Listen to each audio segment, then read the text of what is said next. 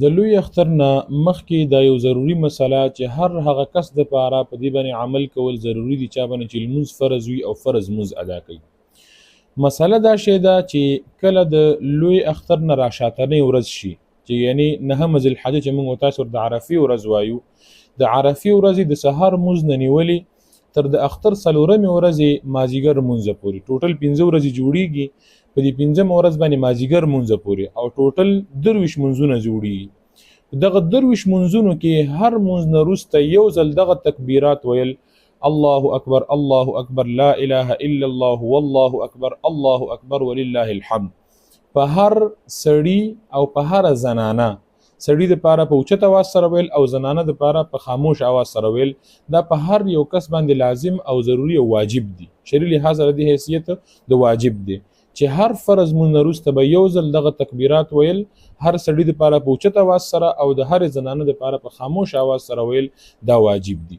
دا د ضروری مسله شو. په دې کې به دوه خبرې یاد ساتئ.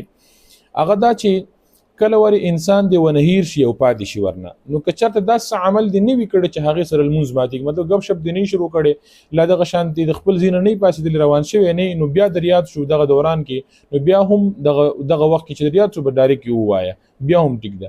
او که خامخا چېرته درنه بیخي هیر شو دغه شان درنه پاتې شو، نو بیا د دې قضا نشته ځکه چې دا واجب دی او قضا صرف د فرض وي، نو دا واجب دی. بیا د هغې نه وروسته که چېرته دا درنه پاتې شو نو به صرف استغفار کې، استغفار نه علاوه بیا د دې څه داسې هغه نشته دی. خو بعض نیم خلک بیا دا هم سوچ او فکر وي د هغې خلکو نه اورېدلي وي پخواني خلکو نه چې دا یو ځل نه دی بلکې 3 ځل ویل دي.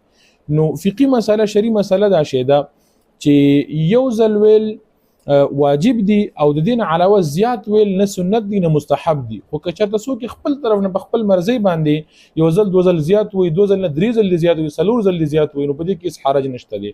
خو یو ځل ویل واجب دي او د یو ځل نه زیات ویلو اجازه شته دی د ثواب په نیت سره، برکت په نیت سره، خو سنت او مستحب ورته نشي ویل.